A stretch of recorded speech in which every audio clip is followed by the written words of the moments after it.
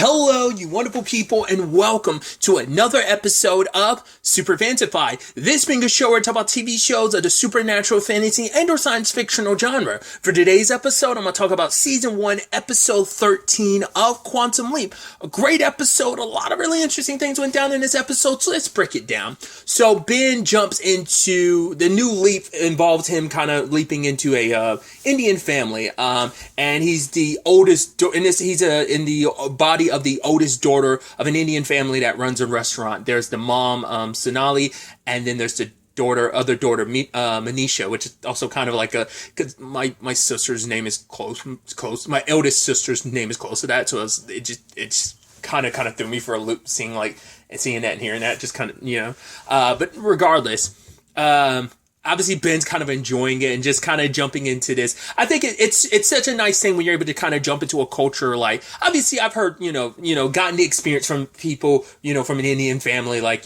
secondhand, like hearing people's stories and experiences about the culture. And it's always nice when you get to really see that firsthand. I mean, not firsthand, obviously I'm watching a TV show, but still, it's nice, and the family dynamic. And I love that that's what this episode is about. It's about family. Because it turns out that this family owes their landlord, Kathy, like $30,000 because she's the one that leasing out the place for their restaurant. But it's like, yeah, she's the type of person that will burn it down. She literally will burn it down for insurance fraud purposes. And Sonali ends up dying from a heart attack because it was just too much stress. Manisha and the person, was it like Kamani or something like that? The person that Ben is in, those siblings didn't even talk to each other forever. So it's like a lot's riding on this. And I was kind of worried, thinking like, oh, the person Ben is in, they're the ones. But it's like, no, this goes back. Like, this family's had to deal with Kathy for a while. But it turns out like Vikas, the late husband / father, he's the one that kind of handled a lot of stuff. And that ends up being this really sad thing too, because he ended up, as Ben talks to Sonali later, it's like, right, he was the glue. He was the one that kind of helped everything kind of together. He's the one that knew how to kind of talk to Manisha and how to handle the kids. And he's the one who also handled the business side of things. Because even Manisha said that their mom used to be fun and adventurous, but it all changed the moment their dad died. It makes sense because for her, it's like she had to take all the parental responsibility, where it's just like, it's like, right, I got to look after my kids, and I'm just so scared for the future that, like, it's one of those things that when you care about someone so much that you try to hold on so tight, you end up kind of pushing them away. And that's what Sonali ended up doing this episode, because Manisha was supposed to be able to kind of make her own menu, because it's like, hey, we got to like start making changes to this. We got to start making changes to the restaurant. That's how we revolutionize, how we keep it going in a more modern day. I thought it was even interesting that they utilized Groupon, which I'm like, was this episode sponsored by Groupon? It's just, it's just like, I just thought that was so interesting. It's like, you see like Chime pop up in TV shows. I'm like, okay, there's that product placement. But it's like, oh, it's like when I was like, but also it's like, has Groupon been around that long? I've only heard about Groupon in like the more recent years. Like I see it like on like podcasts, or even saw like a few YouTube ads for it. But I'd never heard about Groupon until now. I just thought it's just one of those noticeable things. So I just thought that was interesting. And it's like, right, we're going to try to get as many people here. Eventually they get hundreds and hundreds of people invited to the restaurant, but they don't have the staff. One dude bounced because he's trying to get a sneaker drop. The other dude's got a new baby at home, so he's not sleeping like he should. And then there's Sonali and Manisha, who are bumping heads. And it's that thing about family. Like, family can be beautiful. They can be aggravating. Family can give you the range of emotions, and it's just a sad thing where like Manisha wants to make her own dishes, and her mom, it's like, right, this was supposed to be her time to do it, but now it's like, right, with so many customers on the way, we need to give them something more traditional and something they're familiar with, because we don't want them to have, the mom was like, right, we've catered these dishes so that, like, right, it's been this menu for so long that we don't want to change it, because you can scare people away if you give them something they're not used to, something super unfamiliar. And which this whole episode kind of got me thinking, like, the food looked delicious, but I was like, man, I've never actually tried Indian food, even like, definitely not anything traditional. I don't even think even like an Americanized Indian food, I don't think I've ever tried. I'm trying to think, I feel like I've had things that were curry flavored, but I don't think I've ever had like just any form of curry. I don't think so. I don't know. It's something I need to try. I'm very like very stuck in my ways about what I eat. I'm very like kind of fickle like that to some extent. It's like once I find something I like, I kind of tend to stick with it. But it's like, yeah, I've just never tasted any Indian food. I need to make sure to change that. But either way, it's also, I can also understand her also not wanting to change the menu because it didn't really go into it too much, but I think it's still kind of in the same vein of the theme of the episode. It's for her, it's like getting rid of the menu, changing the menu. If the restaurant and the menu are the last thing she has of her husband, so it's like entering new territory would almost be kind of like leaving the last thing they have to hold on to him behind. So I could see why she'd be stubborn about it. Plus, she's also very prideful. There are his cousins that showed up that want to help, but she looks at it as like, oh, they came here just to show off how rich they are. They want to use any excuse to kind of rub it in our face. Like, she's too prideful. And we all, like, you know, I think I've kind of been in a similar situation. I think my mom's kind of like that too. I think my mom can be very prideful from time to time. So it's one of those things that, like, obviously, like, you know, it's a different culture, but there's still like a lot of overlap that I'm like, a lot of people can like, oh, my mom is just as stubborn too. I even love that Ben, this particular jump really hits him hard because it makes him think about his own mom, you know? And it's like, as we know, his time with his mom was cut short. She died of an aneurysm, you know? And so that's why for him, he's so desperate to make sure that this family situation goes down the way it needs to.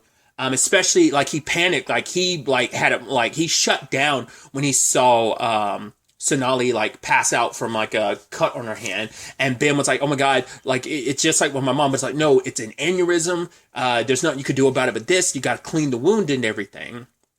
And Ben was able to talk to Sonali about like, hey, just don't, like, I get it. You want what's best for your children, but just don't put too much pressure on them. Cause you know, I've heard, you know, Asian people in general, like whether Indian, Japanese, Korean, Chinese, you know, Taiwanese, it's the Asian stereotype is, out of any culture, those families will put the biggest pressure on their children because they want you to succeed. You know, they want things to kind of, they want to try to support you, but they want you to also be able to kind of spread your wings and do your thing. And so it is kind of that Indian like mother in her being like, no, I need to, like, you know, kind of have like, I want you guys to succeed, but I'm putting pressure on you, even though I don't really realize it. It's kind of like, right, like from, you know, with pressure, you make diamonds. So, but it's like, yeah, like we appreciate it, but just kind of let her, that's kind of, you know, Ben was able to convince her to kind of loosen the grip a little bit. And they ended up going to Manisha, and I love that they ended up sharing stories about the late husband / father. And they decided like, right, let's do this. Manisha gets one dish on the menu, but Kathy ended up burning down the restaurant, and it seemed like all hope was lost. And I love that. Ben's like, you know, we don't have, no, just because we don't have a restaurant doesn't mean we don't have a restaurant. Manisha's like, oh my God, it finally happened. She finally snapped from all the pressures of being the older sibling. So Ben, which I also thought was really sweet. He was like, oh, you remember that Tommy like ate at dinner outside like in a 99? And she's like, wait, you remember that? He was like, huh. I was like, I love that it's such a little thing that she's like, I was trying to forget about that. But I think she also appreciated that because, like, I think it's such a thing of like, yes, he's been getting his memories back, but it's like little by little, and such a small thing ended up sparking the idea for him about like, yes, he had an idea of how to handle this. So he ultimately, there was like a wedding party, and before they like ended up clearing up the space, he ended up convincing them like, hey, could you let us like, you know, run the restaurant here? Because it's like, right, we don't need a physical location, because even like a food truck type of situation, I thought that's more so where it was going, but it was like, no, we're going to a very like impromptu location.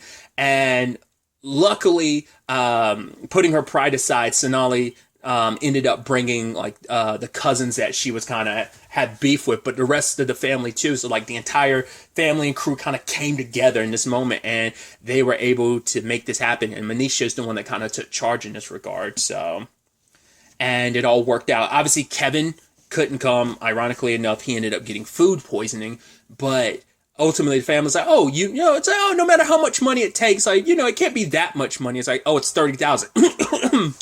That is a lot of money. It's like, but if we all chip in a little bit, and I wanted to be like, yeah, I can't offer much because I'm not really in a good financial situation, but I could be a food tester.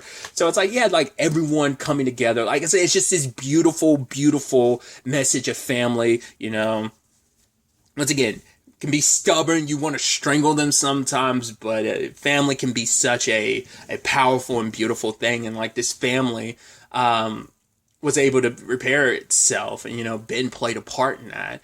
But he had one more thing to do, and she's like, "All right, we got it," because Sonali was like, "All right, we got to do this, we got to do it." But Ben's like, "Hey, it's okay, Mom. Like, you had to put so much of your life on hold for us." Because even Ben was like, "Yeah," because he knew his mom had to, like, she wanted a restaurant herself, but she had to put so much of her life on hold to raise Ben and also make sure he went to school.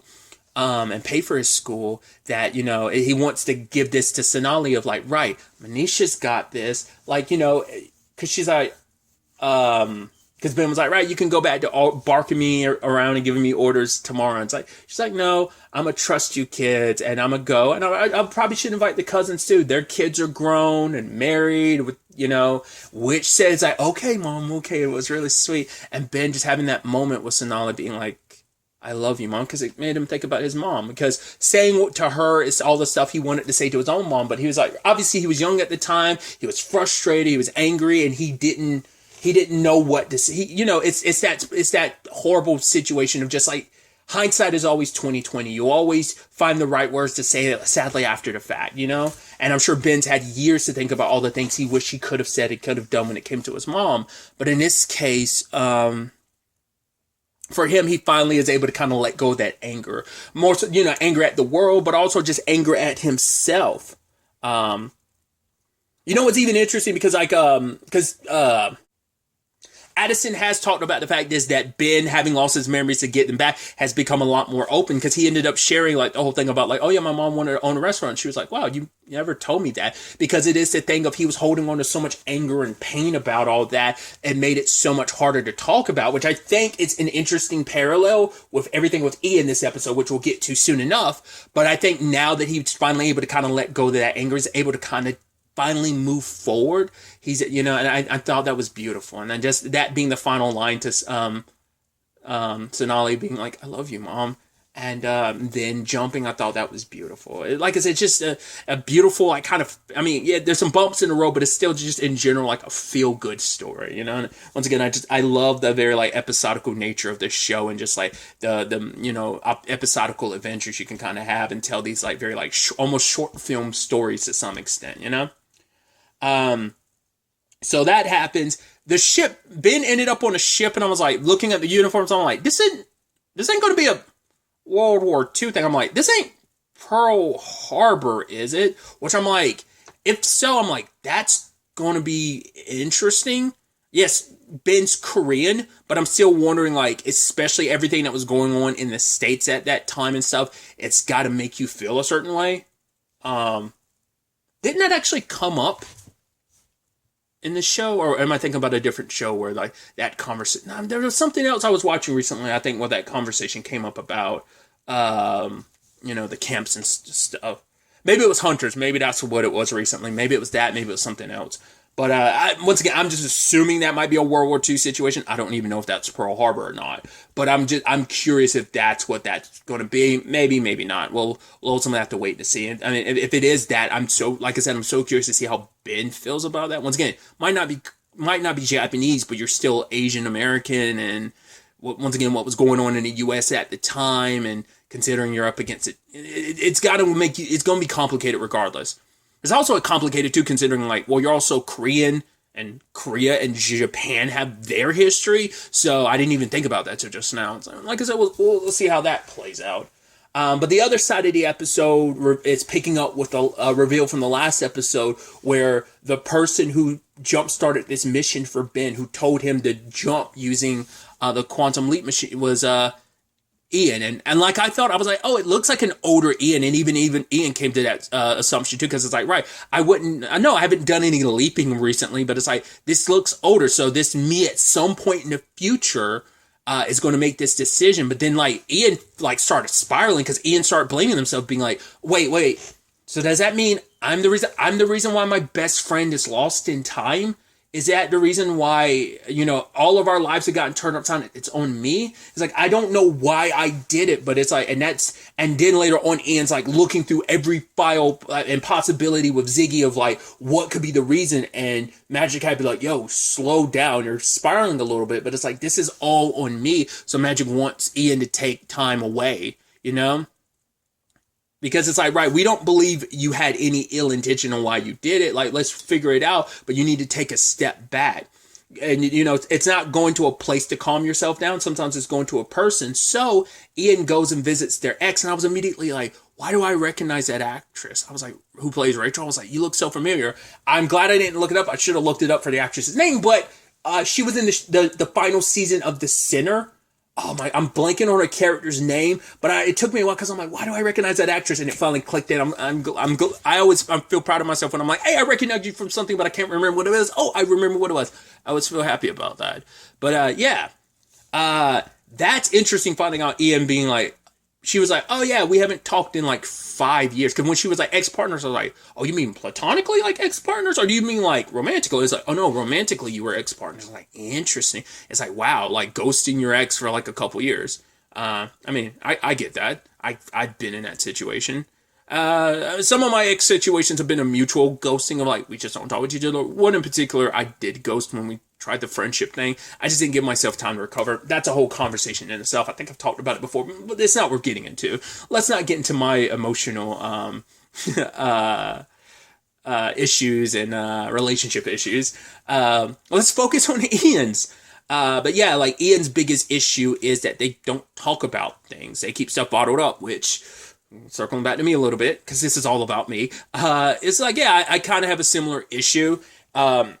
It seems specifically Ian's circumstances. Well, it seems like Ian might have always been like that, but it seems like the situation with joining a classified project like Quantum Leap made it so you have to be extra, extra secretive. But Rachel's like, yeah, that's why we broke up in the first place. And for Ian, it's like, I want to try and be better about that. So this job I got, I gave up everything for it. It's like, even that's why we broke up, because I sacrificed everything to get this job. But now I'm wondering if it was the right thing, because like, I'm going to do something, but and it's going to cause problems for other people. So it's like, was this the right thing to do to begin with? It's like, am I going to end up hurting the people I love? And, do you think I'm capable of that? And Rachel's like, why would you even ask me that? It's like, because I hurt you. And it's like, yeah, things didn't work out, but it's like, I know who you are, Ian. What if you're ever doing something, I know the person you are. If you're doing something, you're doing it because it's a good reason. So there's a good reason behind it, because you are a good person. So it's like, I don't know if it's going to be a thing of like, oh yeah, we're going to rekindle the flame, but at the very least, it's like, right, next time I text you, how about we don't, only send one text in 5 years or something like that. So it's like, it's nice to have that person in your corner that knows you that well, is able to kind of help you with that. And even Ian comes back and ends up helping in the end by being like, right, I recognize, like, for whatever reason, I don't know what it is that made me decide to leap, but I had to do it for a good reason, to kind of turn all of our lives upside down, because you guys mean the world to me. So I wouldn't do that just willy-nilly. So all we can do is try to find out what the reason is and find out what's going to happen to force me to decide to leap back and warn Ben and set all of this in motion. So it's a very, very, very interesting development. I'm curious, are they going to bring this up to Janice or not? Because, well, Janice knew about the person that talked to Ben, but I don't know if she knows that it was Ian. I wonder, did Ben know it was Ian? I mean, maybe that's why it's probably the thing of like, yes, it's me, Ian. That's why I know. So I got to prove to you that this is all happening, like probably stuff that only Ian would know and that Ben could corroborate, So, but like I said, that's my big question. Like, do they even let Janice know about that? Does she already know? Once again, she knows that Ben met with someone, but doesn't know that it was Ian leaping into someone's body. Or maybe she does, so we'll ultimately have to wait to see where all of this ends up taking us going forward into the next episode. But really, that's all I'm going to talk about. Till the next time we meet, be happy, be safe, live life to the fullest, and enjoy it. Good day, and goodbye.